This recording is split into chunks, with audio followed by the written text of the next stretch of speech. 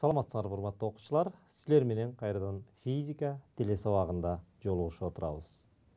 Анда эмесе сабагыбызды уланталы. Демек, бүгүнкү сабагыбыздын темасы метагалактика деп аталат. Метагалактика дегенибиз эмне?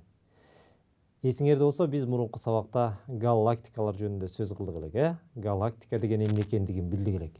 Галактика деген демек ушул космос аралык газ чаңдардан турган, ошондой эле миллиарддаган жылдыздардан турган жылдыздык топтошуулар экендигин дагы көрдүк элек.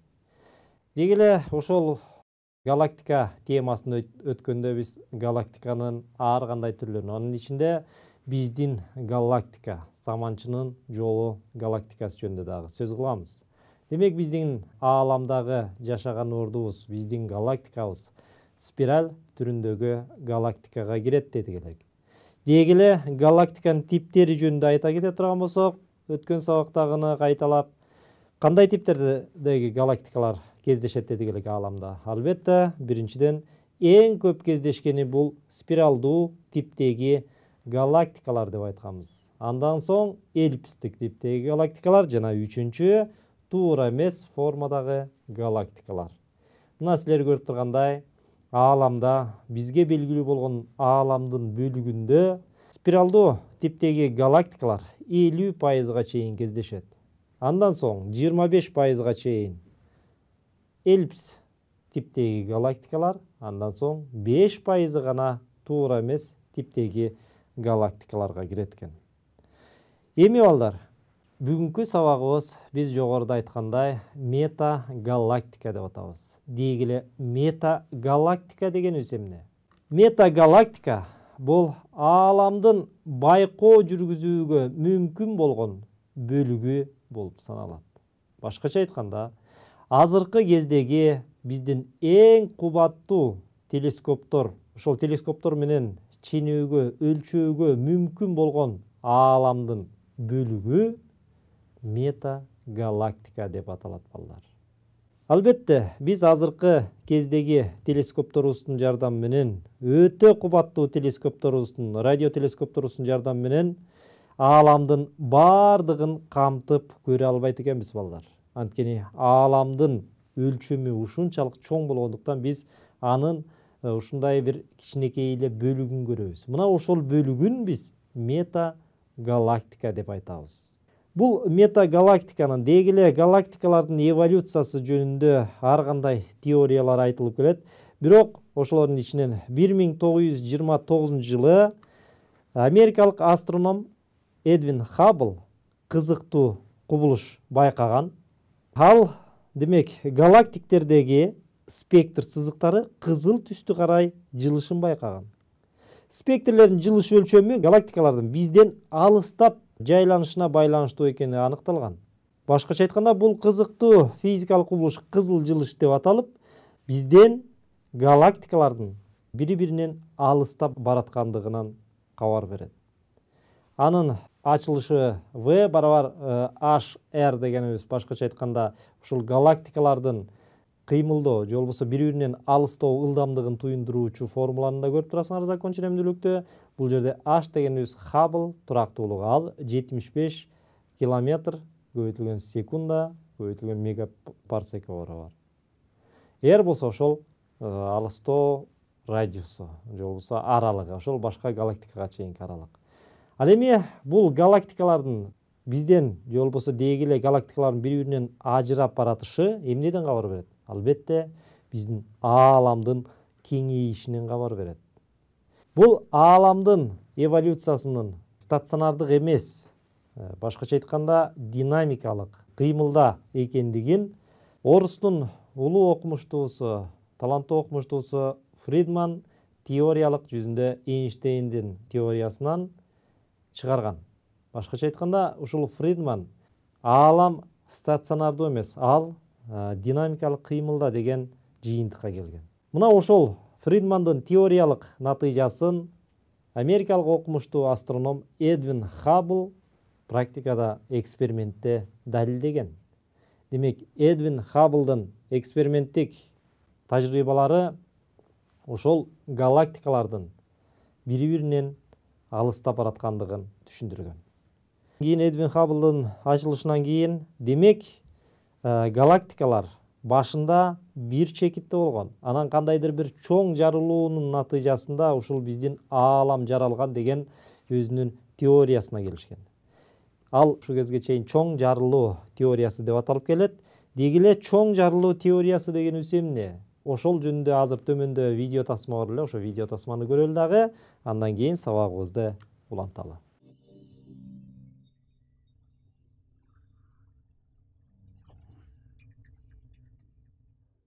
Чоң жарылуу теориясы биздин ааламдын жаралышы жөнүндөгү азырынча жалгыз теория. Физика, математикалык теория менен тастыкталган. Ааламдын жаралышынын хронологиясына көңүл буралы.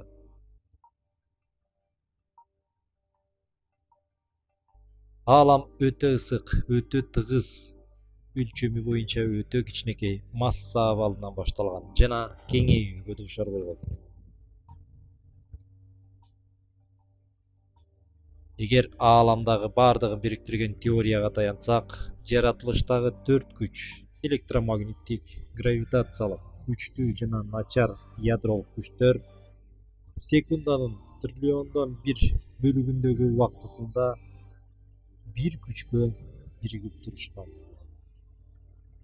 Ааламдын кеңейиши жана муздай башташы менен күтүүсүздөн гравитация башка 3 фундаменталдык күчтөн ажыраган. Ошону менен бирге аалам протондун диаметринин кичине бөлүгүндөй өлчөмдөн баштап миллиарддаган жарык жылына чейинки аралыкка секунданын эң кичине бөлүгүндө жеткен.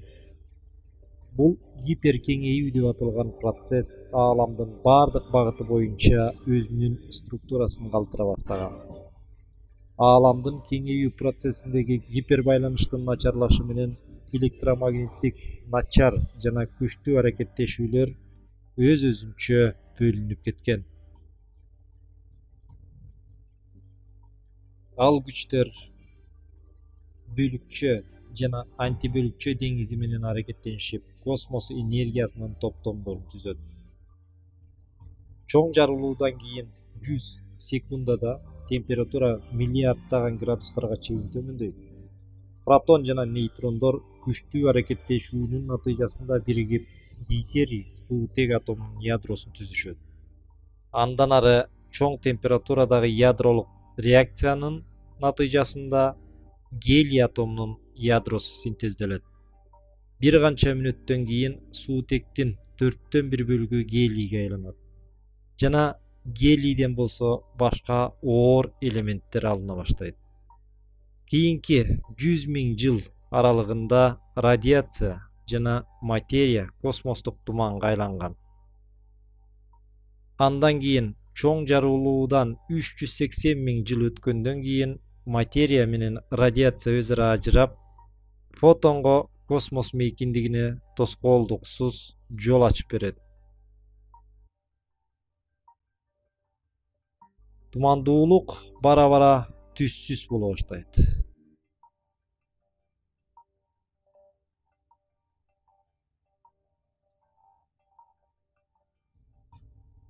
$200 – 300 миллион жылдан кийин гравитация суутек менен гелийдин атомдорун бириктирген топторду пайда кылат. Ал эми бул топтошуулар кагылышып биринчи жылдыздарды пайда кылат.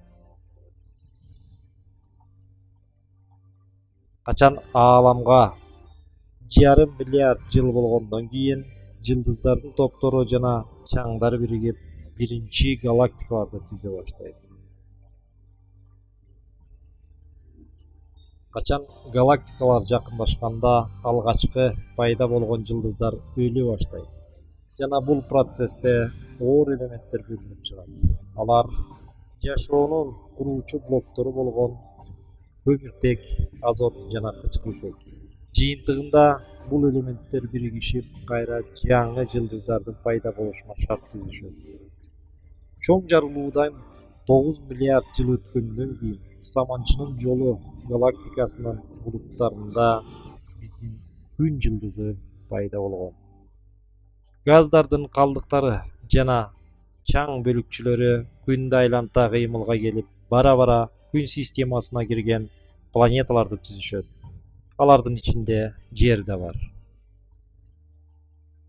Биз Жер планетасынан көрүп тургандын бардыгы 13 миллиард 700 миллион жыл мурун күтүүсүздөн болгон энергиянын чоң жарылуусунан пайда болгон. Мына балдар. Силер көргөндөй бул ушул биздин ааламдын жаралышы жөнүндө гипотезалык теориянын ушул тасмада көрсөтүлүшү. Башкача айтканда, окумуштуулардын изилдөөлөрү боюнча мындан 14 миллиард жыл мурун биздин аалам жок жерден пайда болгон дейт. Башкача айтканда, жок жерден пайда болгон дегенибиз эң өтө эле кичинекей чекиттен пайда болгон экен мына. Демек, азыркы кездеги учу кыйры жок биздин чексиз ааламыбыз кичинекей бир чекиттен пайда болгону албетте акылга сыярлык эмес. Бирок окумуштуулардын көптөгөн изилдөөлөрү боюнча, көптөгөн жүргүзгөн тажрыйбалар боюнча мына ушул теория туура деп эсептеп келишет. Мына ушул чекиттен чоң жарылуу болуп, анан ошол жарылуудан силер жогоруда видео тасмадан көргөндөй, жарылуу дагы заттын тарашынан процессинде жылдыздар пайда болуп, жылдыздардын тегерегинде планеталык системалар пайда болуп, ошондой эле жылдыздардын топтошууларынан галактикалар пайда болуп, жана азыркы кездеги биздин галактикалык системалар, метагалактика дегиле биздин аалам пайда болгон деген божомолдор бар. Эми ал чын төгүнүн келечекте дагы окумуштуулар изилдеп чыгат деп ойлойбуз. Демек, ушул жөнүндө схемасын карап көрө турган болсок, мынакей силер көрүп тургандай 14 миллиард жыл өттү дейт. Башкача айтканда, 14 миллиард жыл мурун ошол биздин чоң жарылуу болуп, ошонун негизинде биздин аалам жаралган. 300 миллион же болбосо 300 миң жылдан кийин кайсы чекитте тургандыгын, 400 миллион жыл өткөндөн кийин, андан кийин галактикалар кайсы чекитте пайда боло баштаган, андан кийин күңүрт энергия дегенибиз эмне, мына ушунун баасы бул жерде башкача айтканда биздин ааламдын жаралуусунун хронологиясы схемалык түрдө берилген. Азыр болсо балдар, бир 2 суроого жооп берели дагы ушул айтылгандарды ышыктоо иретинде, андан кийин сабагыбызды уланталы. Анда эмесе биринчи суроого көңүлүңөрдү бурам. Галактикалар дүйнөсүн эң биринчи ачкан окумуштуу ким болгон? Биринчи Эдвин Хаббл, экинчи Иоганн Кеплер, үчүнчү Уильям Гершель, төртүнчү Рассел. Демек, галактикалар дүйнөсүн эң биринчи ачкан окумуштуу ким болуп эсептелген? Ушулардын ичинен Хаббл, Кеплер, Гершель же Рассел? Менин оюмча туура жоопту таптыңар болуш керек. Албетте Уильям Гершель болгон. Кийинки суроо. Биздин галактика кандай типтеги галактикага кирет? Биринчи эллиптикалык, экинчи спиралдуу, үчүнчү туура эмес формадагы, төртүнчү линзалуу. Албетте бул суроого оңой эле жооп бердиңер болуш керек. Туура жооп спиралдуу галактикага кирет экен дедик. Башкача айтканда 50% ушул ааламдагы бизге белгилүү ааламдын бөлүгүндөгү же болбосо метагалактикадагы 50% галактикалардын тиби болгон спиралдуу галактиканын тибине кирет экен балдар. Эми дегиле ушул метагалактиканын курамы эмнеден турат? Демек, суутек 75% суутектин газынан турат. Андан кийин 23% гелий элементинен, 1% кычкылтек элементинен, 0,5% көмүртек элементинен, ал эми жалпы ааламдын тыгыздыгы болжол менен 10⁻29 грамм сантиметр кубка барабар. Демек балдар, мына бизге белгилүү болгон ааламдын бөлүгүнүн негизги курамын көрдүңөр. Ошондой эле аалам ушул эле элементтерден эмес, күңүрт энергия же болбосо жашыруун масса деген бизге белгисиз дагы бир заттан турат. Анткени тыгыздыгын эсептеп келишип окумуштуулар бул бизге белгилүү болгон көрүнгөн жылдыздар, галактикалардын баарысы ал жалпы метагалактиканын массасынын кандайдыр бир бөлүгүн эле кичинекей эле бөлүгүн түзөт экен балдар. Ал эми калган бөлүгүн күңүрт энергия же болбосо жашыруун масса түзөт дейт. Мына силер көрүп тургандай ошол ааламдын 74%-ын жашыруун масса түзөт. 3,6%-ын жылдыздар аралык газ түзөт. 0,4%-ын болгону жылдыз жана башка асман телолору түзөт. Ал эми силер көрүп аткандай 74%-ы бизге белгисиз азыркыга чейин ачыла элек энергия же болбосо масса түзөт экен балдар. Бул дагы абдан сырдуу энергия булагы болуп саналат. Ушул кезге чейин бул жашыруун массаны же болбосо жашыруун энергияны, күңүрт энергияны окумуштуулар так аныктап анын жообун бериши элек балдар. Эми ушул метагалактиканын өлчөмдөрү жөнүндө сөз кылалы. Биз мурунку сабакта биз жашаган галактиканын өлчөмдөрүн айттык элек. Мына ошол бир эле галактиканын өлчөмү канча экендигин ошондо көрдүңөр эле. Демек, канча деген жарык жылы, 100 000 деген жарык жылы. Мисалы биздин галактиканын диаметри эле 100 000 жарык жылына барабар болгон. Эми ойлогулачы, ошого окшогон миңдеген, миллиарддаган галактикаларды камтыган биздин метагалактиканын өлчөмү кандай деп ойлойсуңар балдар? Албетте, аны биздин аң сезимибиз менен ченеп, аң сезимибиз менен элестетүү өтө эле кыйын, балдар. Ошондуктан ушул ааламдын өлчөмүн салыштыруу максатында дагы төмөндөгү видео тасмага көңүл буралы.